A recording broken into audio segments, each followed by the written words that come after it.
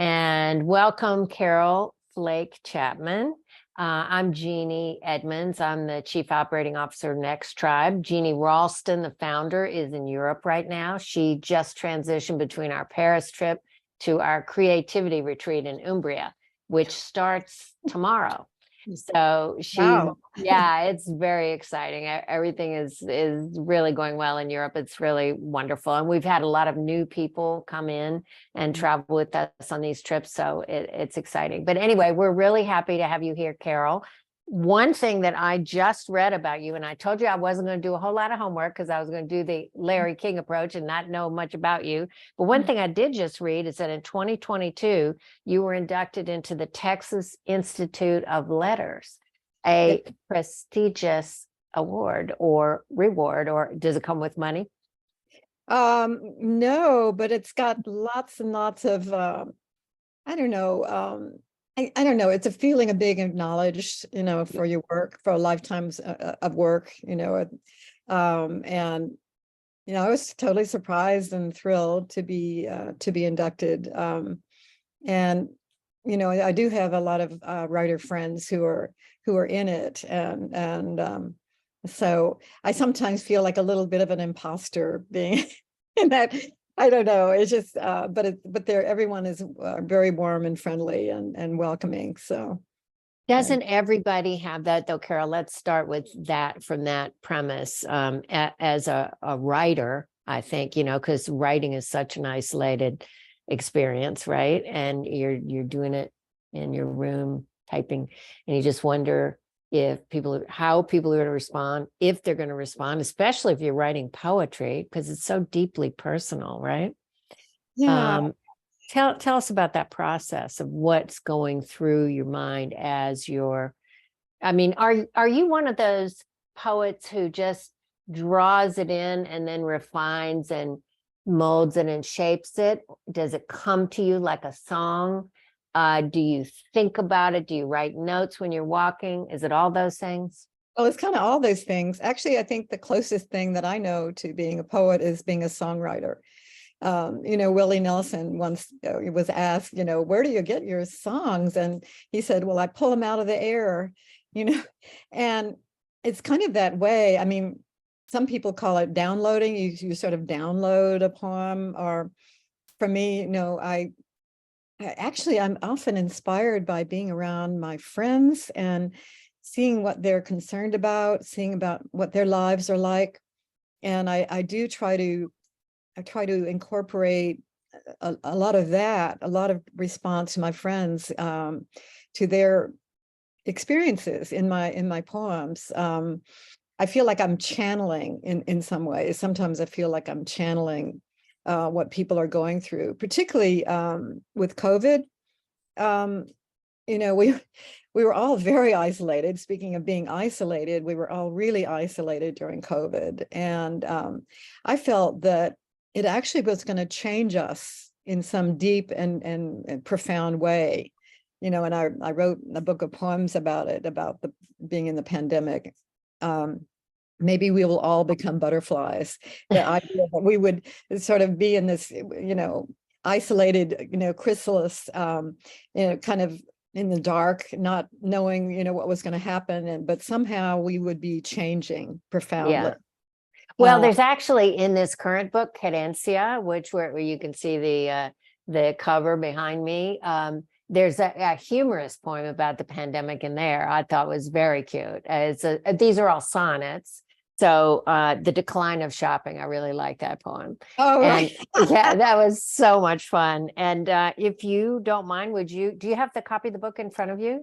Yeah. It's on page 89. Would you mind just reading that? We Hey, can start from. Thanks for the page reference. Yeah. I really enjoyed that one because I got on Zoom, nobody knows what you look like from the waist down. Even now. And so, are you wearing pants, Carol? Yeah, I've got on pants, but actually they're my gym pants. Okay. Yeah. This is called The Decline of Shopping. Okay. The thrill was gone from shopping. Once we only had to look good from the waist up, and no one knew if you were even wearing pants. and whether you might actually be a centaur or perhaps a mermaid, as your nether parts weren't visible, unless, oh dear, you forgot and stood up. And so we became secret half selves, as the selves created for the office we found to be far too cumbersome. And who wants to buy half a suit or even bother with fancy footwear when slippers or flip-flops would do?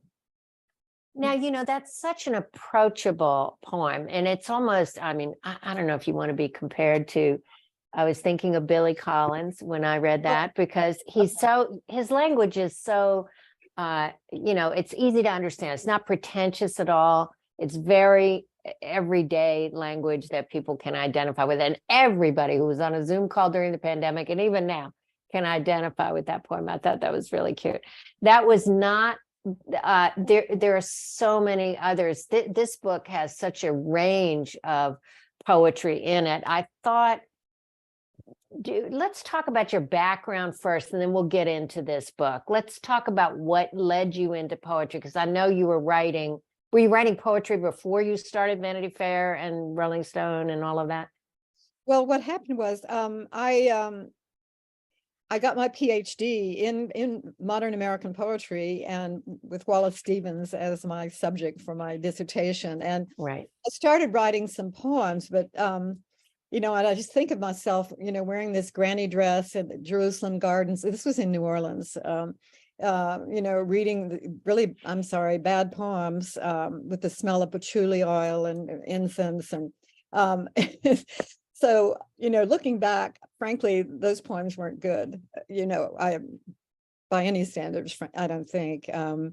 But so I remember I interviewed the incredible poet, Chinese poet, Ha Jin, and he told me that you only know that you're a poet if you keep writing poetry after the age of 30.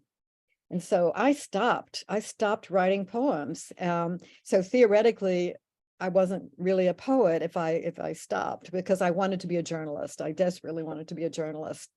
And so I had a very demanding career in journalism, and wrote several books and wrote for the New Yorker, et cetera, et cetera.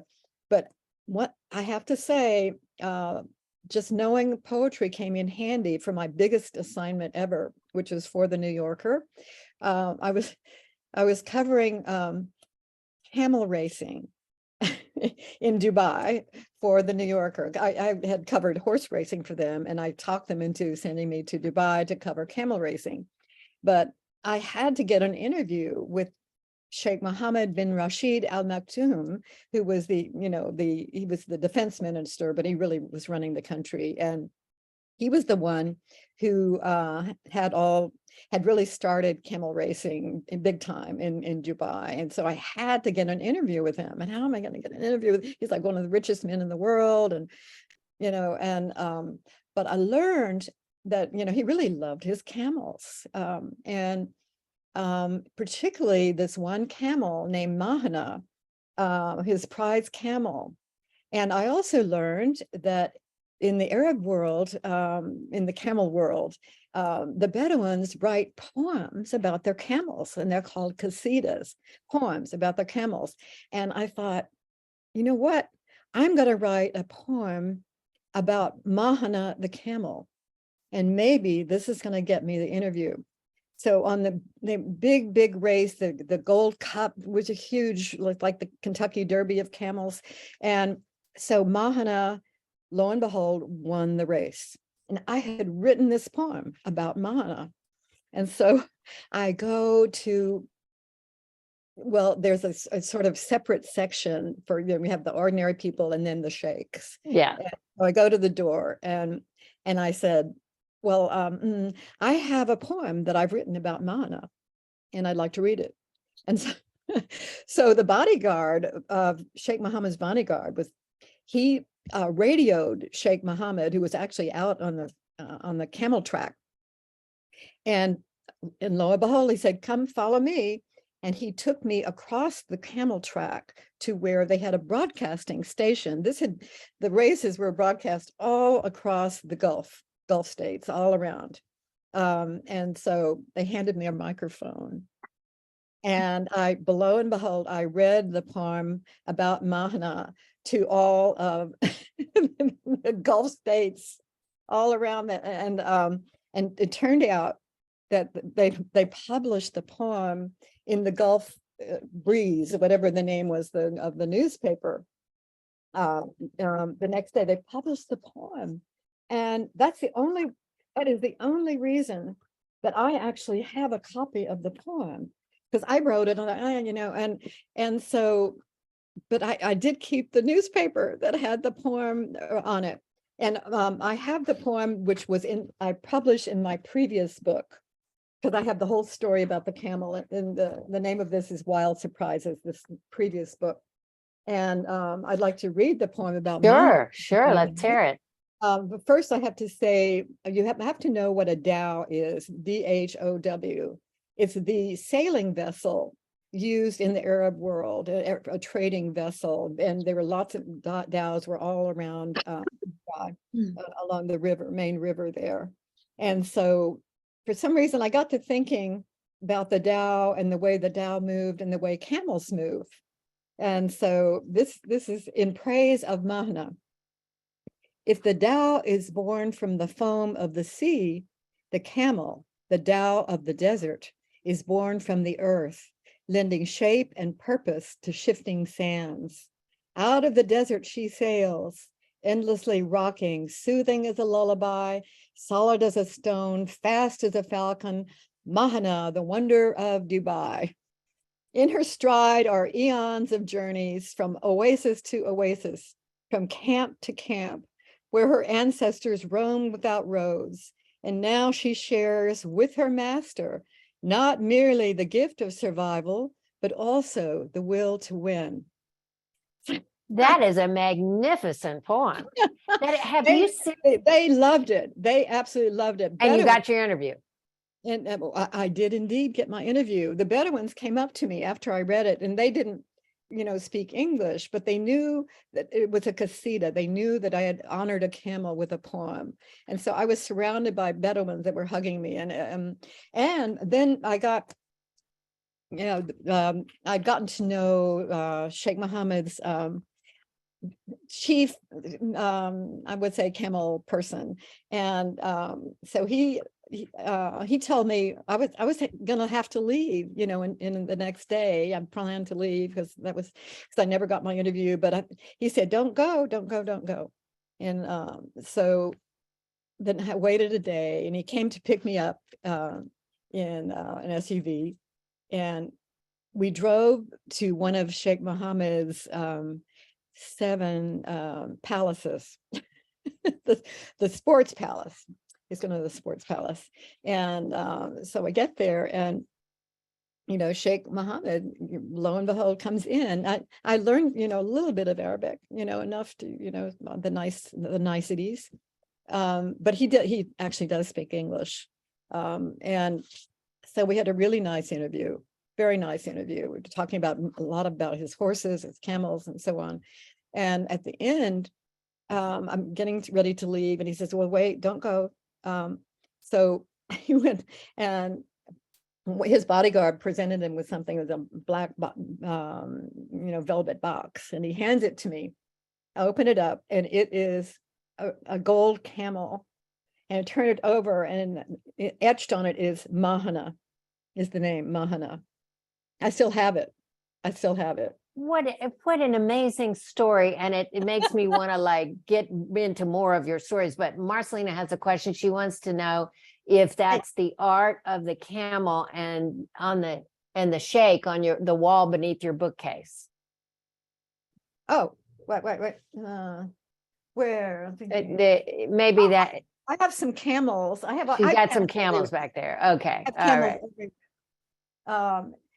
But it's not with the shake. Okay, so there's a picture right there. She thought maybe that was the shake with you right next to the camels.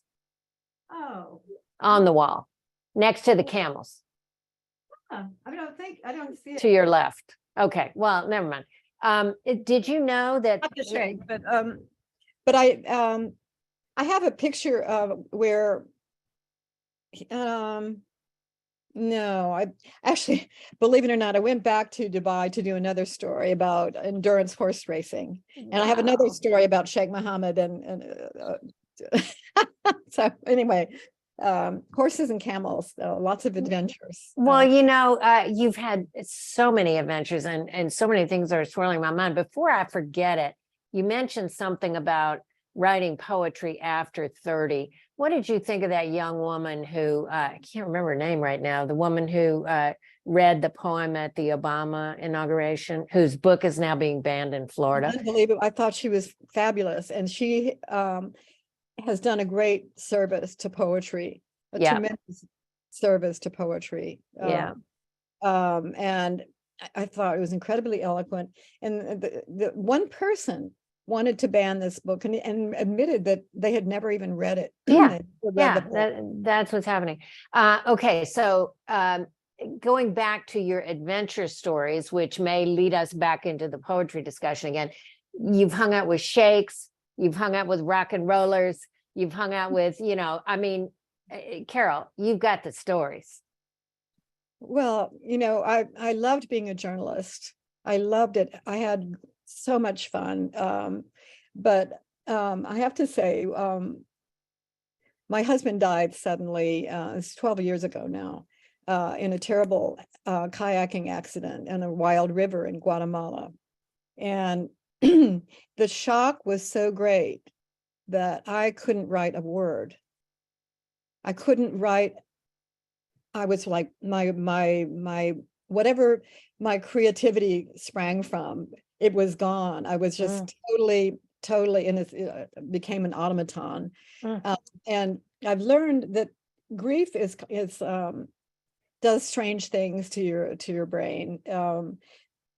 Jill Bolt Taylor has written a book called Yes, Insight, which you may know. yes. And she talked about how her stroke actually shifted her brain, from being a left brain person, a science person, to a right brain person, which is much more, emotional and creative and all of that. It was a major shift. And she actually was grateful for that shift. And so what happened to me was I shifted. I totally shifted. And I couldn't really do journalism anymore because I didn't have the analytical desire or ability to analyze that I needed to be a journalist. Now, isn't that So interesting? So you're still dealing with words and you're telling truths, you're telling stories, but the poetry side of your brain is a different, you feel a different part of your brain. it's definitely a different part of my brain. And there's a tradition, sort of going back to mythic journeys and all of that the poet or artist, whatever, they cross the threshold, or anybody who has suffered a great trauma. They cross the threshold. It's called crossing the threshold into into the darkness, essentially, to the darkness. And they come back with a gift. They come back with a gift. And for me, the gift I came back with was poetry. So Or you I'm return. grateful. I can't say I'm grateful to grief, but I was given I discovered poetry again. It's You what I rediscover it, you return to it because it was something. returned Did you to do it as a child also, or no? Well, you know what? Looking back, I kind of always thought about poetry as a way of healing, because I remember when I was in, maybe 7th grade, and I was kind of a nerd and kind of not an outcast necessarily, but just a nerd and not really accepted by the cool girls. But Kelly Gomer, who was a cool girl, sat in front of me in one of my classes, and she was seriously cool. She had all kinds of really different colored shoes, and I thought, wow, but she was really hurt by a boyfriend. And I wound up writing a poem about her ordeal with her boyfriend. And she, I don't know, it just, we had then became friends. So poetry, even back then, I clearly somehow thought of it as a healing, or, but I do have a poem about words being And by the way, before you read that, somebody just put in the chat, Amanda Gorman is the name of that poet, the young yes, poet. Right? Amanda. And we should absolutely honor her and say her name, because Oh, so sure. many poets, stand-up comics, musicians. I was at a music showcase in LA last week where like 10 or 12 musicians were back to back. They said their name, they played 3 songs. If you didn't remember their name, there was nothing underneath that reminded you who they were. And so these people who should be celebrated, let's say their names. So Amanda Gorman, Amanda Gorman, Amanda Gorman. Okay, go for it. All right. So I began to think of, I think, poems as healing. And, the laying on of hands, that is Yes. kind of a prayerful thing, to the laying on of hands as healing. Well, I was thinking about that. So I have this one called The Laying On of Words.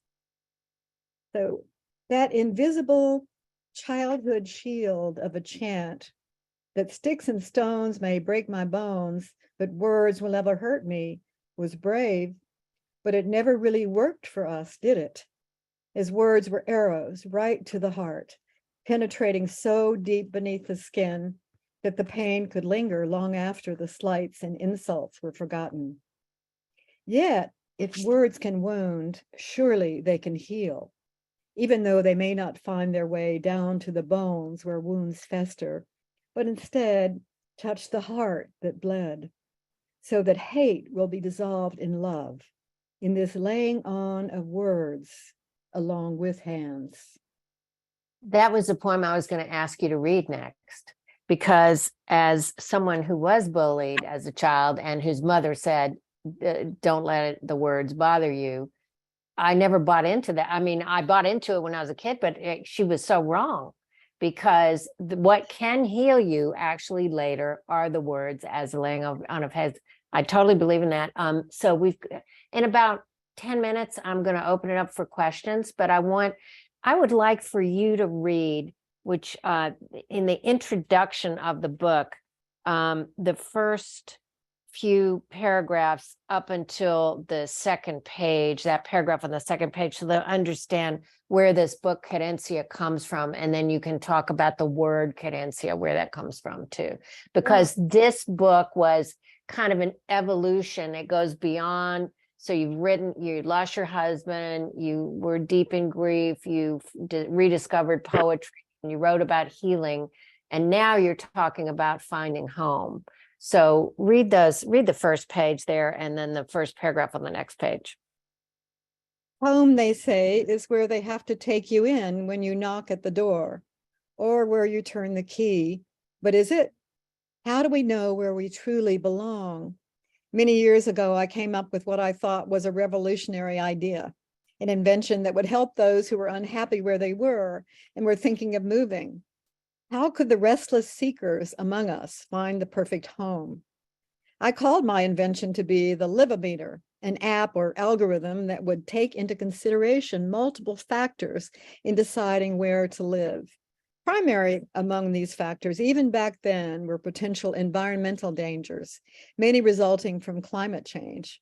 Wildfires, floods, drought, hurricanes, tornadoes, tsunamis, earthquakes. I had yet to realize how dangerous the country's chasm-deep cultural divisions would become to finding peace of mind.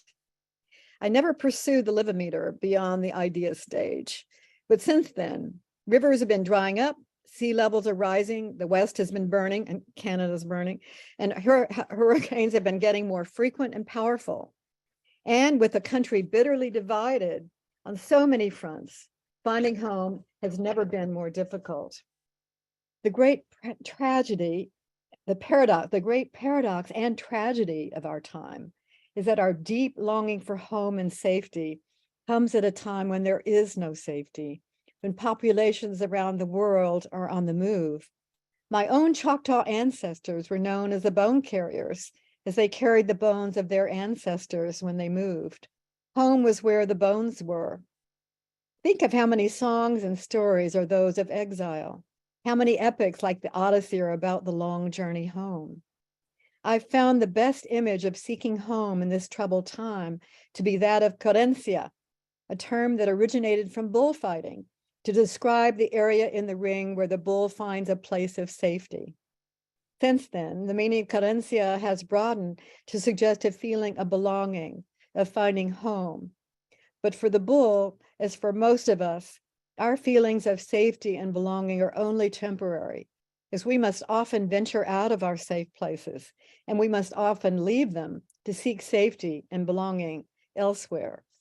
I think so many people can identify with that. And I would like, when we open up to questions, for people to talk about their own experiences with, moving around, having their children living far from them, which is so common these days. Living in a place where you don't really feel like you fit, or the place changes itself, which, hello, Austin. We're talking about Austin too. But I think that this is such a common experience for people who have lived a lifetime as those of us in NextTribe have. There is a poem that actually relates to what you were just saying on page 3, The Way Home. If you would read that poem, and then I'll open it up for some questions. Okay. Yeah, actually, all the poems. Querencia, I want to say, is actually a state of mind. Querencia, is actually, when the bull feels safe, it's a state of mind. It maybe doesn't have to be a real place. Yeah. It's a state of mind. So just keep that in mind. But so this is called The Way Home. If monarchs can find their way south from far reaches in Canada, fluttering through rain and wind, alighting on patches of milkweed they find hidden off highways, to a mountaintop in Michoacan, to tall fir trees to become leaves on branches they've never even seen, then surely I can find my way home to a place I've longed for all my life, but have not yet seen except in dreams. For my antennae have gone askew, drawing me here and there in longing for my beloved community and you. I think so many people, Mars has to go, but she says she loves you and your work. And thank you so much, Carol. I will open it up for questions. Anybody have any questions? Unmute yourself and let's ask Carol, and talk about your own experience of finding home, if you'd like. If not, we can keep going. Glenda Beasley, go ahead. Hi. Yeah, I'm curious what motivates you to write. I mean, it's so time intensive, and what motivated you to write this particular book? I mean, I read, as I told you when I met you, your someone gave me your book when my husband passed, Written Underwater, which was wonderful, and I can imagine why you had felt a need to write that, and it was very helpful for me and others. Are you writing in your mind to help others, or are you just like feeling like you have to get this out, or what's driving you? It's both. I had said earlier that I feel like I'm sometimes channeling my my friends and the people that I know, what they're going through. And I just have, in this case, I felt I was meeting so many people who were uneasy where they were, who were just not feeling safe or at home, and trying to think of where is home? Where do I want to be? A lot of, particularly as we get older, where we want to wind up, where we want to wind up. And, and so I just felt like I was in a whole vast sea of people kind of thinking about this. I felt like it was a big thing that so many of us are wondering where we belong. And part of it is, we're all immigrants in a way. Our ancestors were all immigrants, and we're all mongrels in the sense that we have many different backgrounds, bloodlines. My goodness, I look at my DNA, and I'm just drawn hither and thither. I mean, I even have African ancestors, and that I treasure that actually. I have Choctaw ancestors, African ancestors, European French ancestors, English, Scottish, but we're all, I think almost everybody has some mixed blood. And how do you know when you're home? By the way, Melanie had a question, so I'll go to you next, Melanie. How do you know if you have arrived? That's what I ask in my poems. How do you know when you've arrived? I even have, can I read this poem that I really, Yes. because that's what I'm answering in this poem. How do we know where home is when we are always moving away? Is it where we were born or grew up, leaving our memories in the very earth and in the trees long after we've gone? Or is it the place we've always dreamed of and knew it when we got there at last, as though this place was meant for us? What are the signs we have gotten there? Is it that moment of sweet recognition when we see the lights on the horizon and step on the gas or lean out the window as though we can't get there fast enough, as if it were a mirage that might just vanish? And I have to say, that's how I used to feel about New Orleans. Oh, interesting. I but I had to leave New Orleans for various reasons. I had to go to New York and make my way there, but I think we know when, but it may be temporary, like the bull. For the bull, I'm just safe for this moment. This is home for right now. It's shifting. It's always shifting, isn't it? As we change, the place changes, we change. But it's important to have those antennae out, to know, what's the right place for me. And sometimes it's your family, it's your friends. A lot of people have told me that Austin is home because of friends. I mean, they tolerate traffic and et cetera, because this is where their friends are. This is where their network is, Right. So, Melanie, did you have a question? And you're on mute, dear. Yeah. It's nice to finally meet you in person. We've been Facebook friends and communicating for over a year now during the pandemic. And I've enjoyed your different works and things like that. And I think that safety in where you are is a huge, huge piece. I mean, it's up everywhere. I even come out of my house like late at night or early in the morning when things are really quiet and still, and I go, well, this looks like such a safe place, and how does that feel? And then to read, well, there was a shooting 3 blocks away and someone was murdered or whatever, and it's like that whole feeling of, is it real? What can you trust? And just to feel like there were so many shifts during the pandemic, and for us to be able to start communicating. And I truly value this whole system of Zoom, where a lot of people don't like that, but I think it enabled some of us to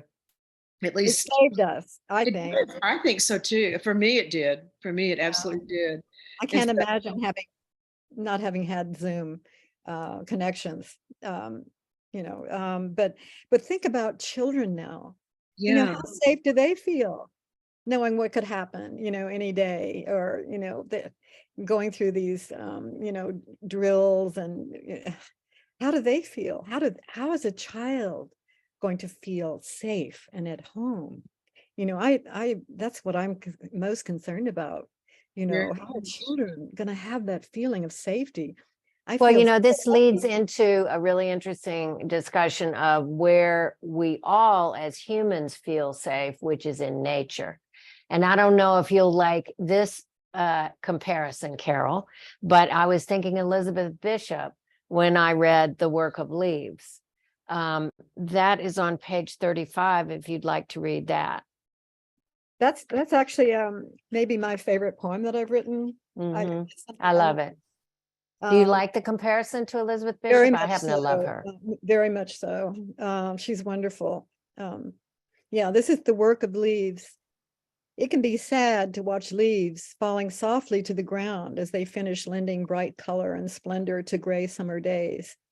Gray autumn days, sorry. But what if we too are like leaves, falling to the earth after giving life to the great tree of which we are part, and then finding our way to the roots? What if our mission here is to turn light into words or music or brave actions, or into a new way of seeing clearly? For every leaf has within it the power to accept the light and transform it into food for the hungry souls of us all. That is just a beautiful, beautiful poem.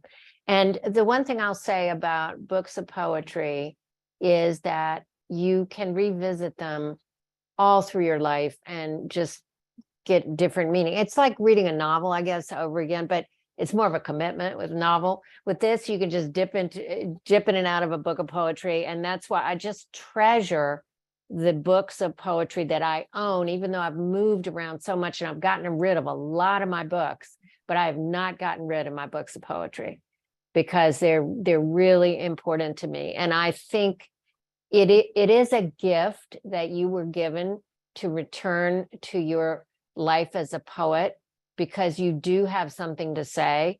And there are bad poets out there, and you're a good one. You know what is his name? Russell, it was Russell Simmons who did Poetry Slam on HBO. The really popularized, poetry, but in street poetry, right? And so when I was at the Library of Congress, I did some documentaries, and they have the Poetry Center at the Library of Congress. Nancy Galbraith used to run it.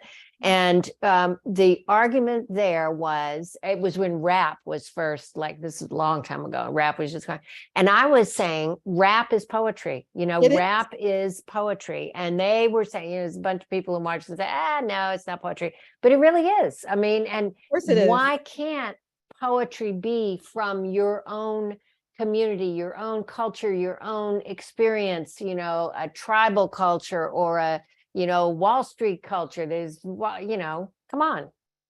Absolutely. Now, rap is amazing. The use of words is brilliant, and I think it's really made us look at poetry, widen our angle, or Yes. widen our lens to understand, what it can do. I mean, it's rap has been, really a great addition to the traditions of poetry, and it always been a great oral tradition, so it's really in keeping with our ancient traditions. And poetry is the oldest form of literature. It's going way back. It's oldest, and I'm always aware of that. And one reason I wrote sonnets, I'm not that I'm comparing myself to Shakespeare, but I've always just thought how wonderful to be able to capture as much as you can in 14 lines. Yes. So I love that structure of being able to do that.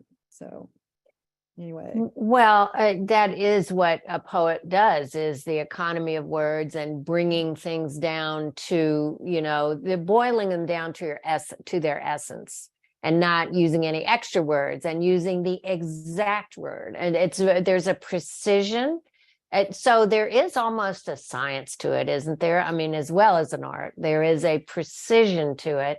Well, it's almost like an art, in terms of like whittling, or you think of, images, and it uses all different forms of art, I think, because you're creating images, and but you are also creating a shape. There's a shape to a poem. But here's the other thing. Poetry is for, those of us who are a little ADD. I became I have to say, COVID, for some reason, it really affected me, like ADD, and actually I couldn't read anything long. I had a hard time reading novels, and I thought, ooh, but so poems are the solution to that, and I've gotten back to being able to read novels, but it's definitely for those of us who are on the ADD scale. Well, look, that would mean that there's a great future for poetry, because we're all getting limited attention spans, so poets should be that should be the profession of the future. future. Does anyone else have a question? Lori King, I've never met you before. Is that Lori King in Clay? Yes.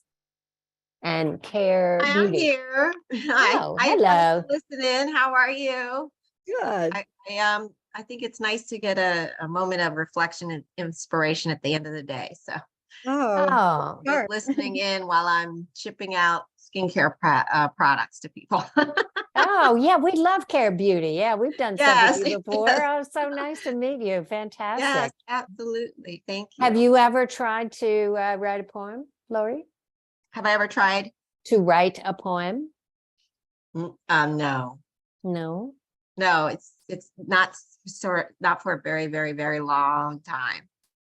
Do you think that no. anyone can be a poet, Carol? Do you think that it is just a matter of getting started? It depends, you can think of it as like, hey, you might want to write lyrics to a song or, just capture a feeling, and thinking about singing, I almost, as I say, the closest thing I can think of to poetry is songwriting. And it's just a nice way to capture a feeling or a day or an image. Just, it doesn't, all you start with one line. I wake up in the middle of the night and I'll have like one line or image and, just kind of let your imagination go with that. And there's no, I mean, frankly, there is no bad poetry. I mean, there, it's just everybody has a different, sensibility. And I did teach creative writing. I taught a lot of, kids, college students, but I was amazed at the different experiences and images and they brought to it. And, I think everybody has a gift to bring. Everybody has a gift. Speaking of one line, I read one line of yours that just, it stopped me in my tracks. What is it we're waiting for to become who we should be? Oh yeah, that's when, If not now. It's from a poem called If Not Now. What is it we're waiting for to become who we should be? Very simple, but wow, like a dagger to the heart. That's like so precise. I love that line. There's a poem that about beauty that, and I don't want to read, I'm not reading every poem in the book, so y'all should just go out and buy the book. Let me just tell you right now, so you can own it and have it in your house and just enjoy it, for years. But The Enigma of Beauty is a beautiful meditation on beauty. Would you mind reading that? what page is it?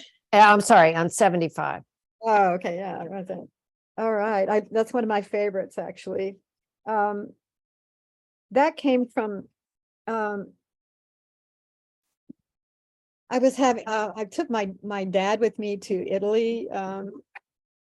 He was, when he was, oh gosh, he must have been 80 at that point. But anyway, he's very crotchety and we were having a really difficult time. And so I had this experience, which I describe in the poem, but I'll just start with The Enigma of Beauty. Why are so many things more beautiful than there have to be in order to survive?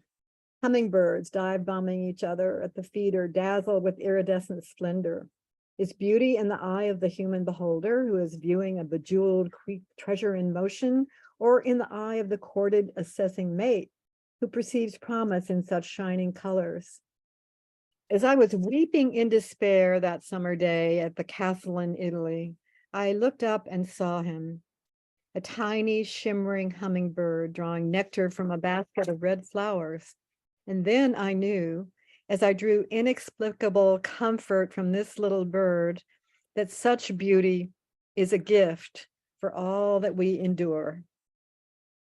That is another magnificent poem and another Mary Oliverish type of poem. I love it. She's my main woman. She's really, I love She's your woman. She's great. Yeah, she's wonderful. You said that everybody has a gift, but like Jeannie Ralston will tell you, oh, I can't sing. I could never sing. You could never make me sing. I could never become a singer. And I think that actually tuning your ear to singing is probably a skill as well as your gift. You know, maybe you can be trained to that skill. And how would you train someone who's pretty good with words to write poetry? How would you guide them to get started? Mm. Well, if they think of, think of it as an art, you're painting on a canvas, maybe thinking of it that way, because that you have certain limits and you want it to be, bright or evoke some kind of colors or feeling.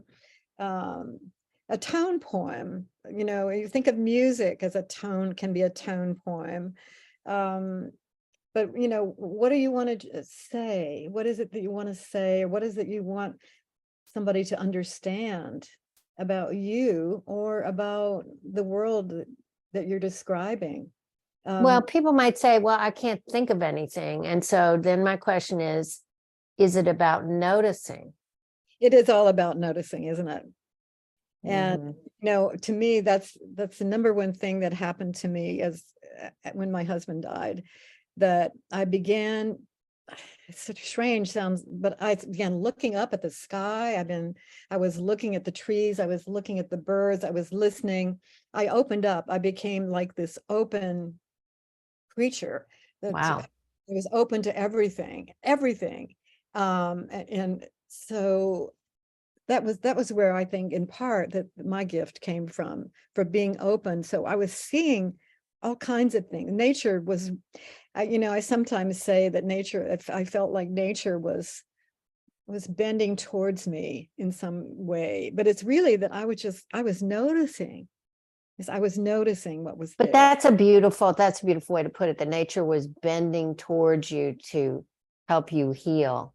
And that is really a beautiful, just a beautiful concept. Glenda, did you experience that when your husband died?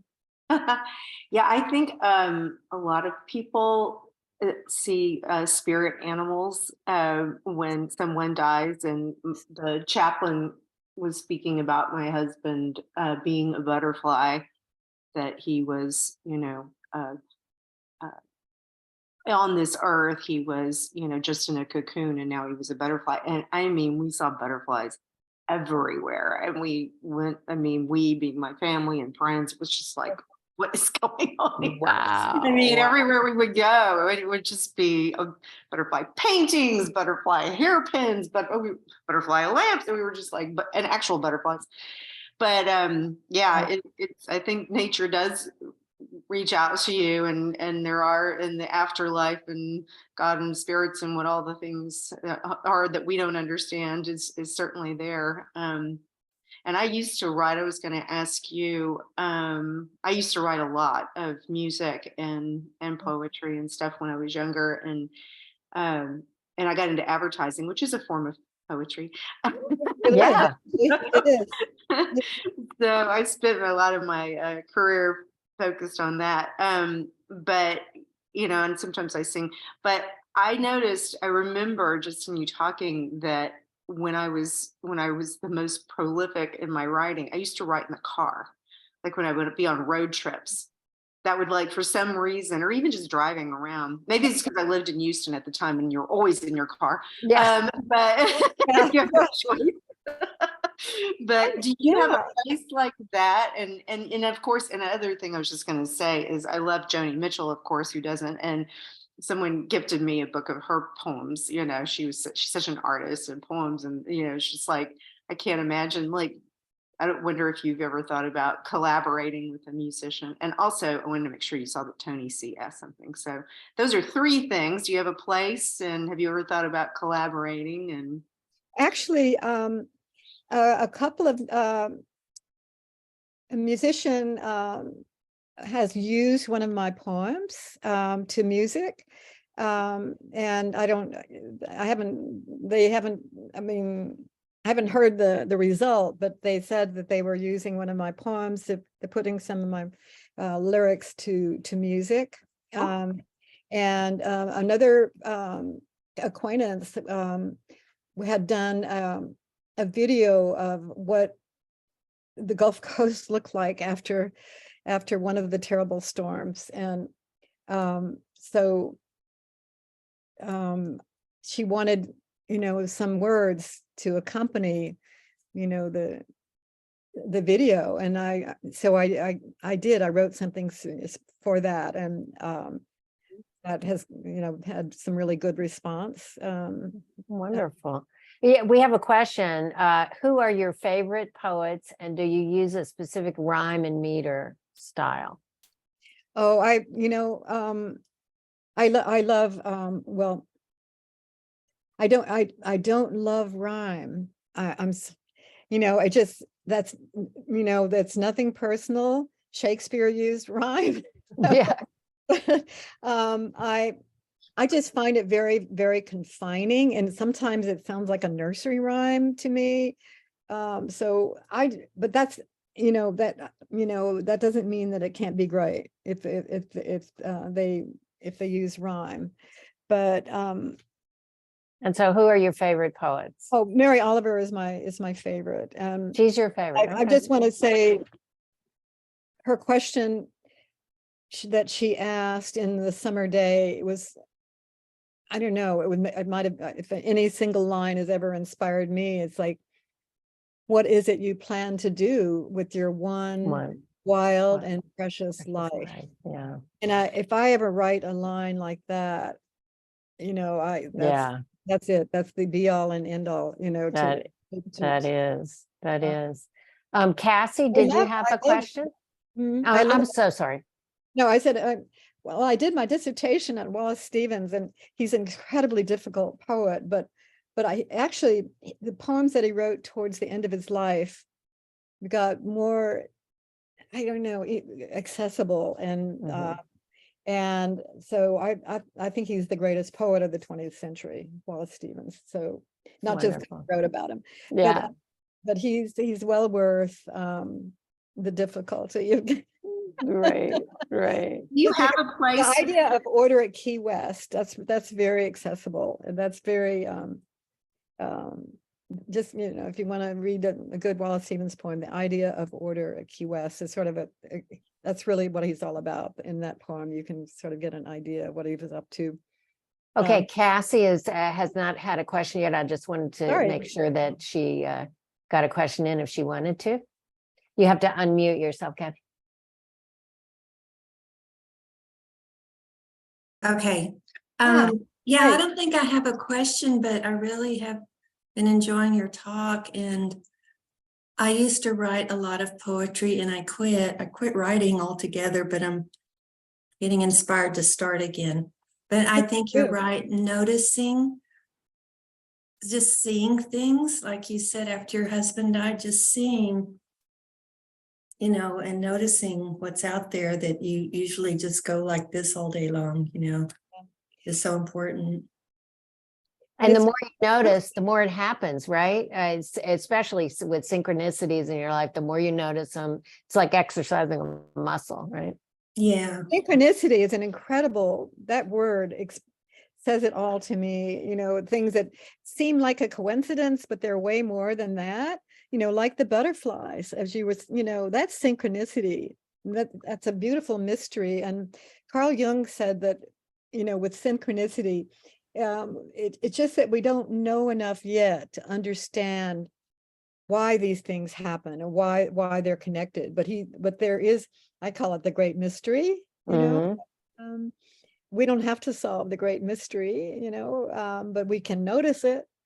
And certainly, butterflies are an incredible symbol. Not just a symbol, they're the real deal. They undergo this transformation, the radical transformation that I wish that we could, to emerge with wings. And well, Cassie, I hope it does inspire you to write. I hope it does inspire you to get started again.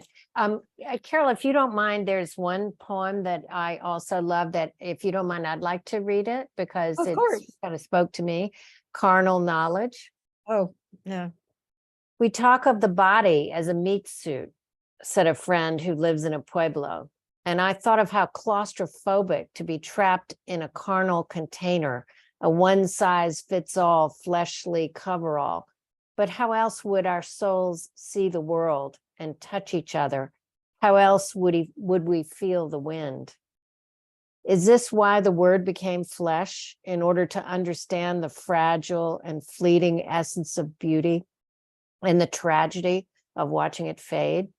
Or to comprehend how suffering is part of the gift of being alive? So if I thought that was incredible. Also, Carol, who I've sat next to having a coffee and had no idea that you had all this in you. It's magnificent to find this out about people that you kind of know on a friendly basis, but you really don't know what's really going on inside them. And it's come through your poetry. When you read this poem, when you read this book of poems, and I'm sure your other poems, the world knows you, and we all want to leave a footprint in the world beyond our life, right? I mean, we all have some idea that our legacy may be our children, but it may be other things, things that we create. By the way, here's another question. Is there a place you go to write in general, your place of inspiration? Oh gosh.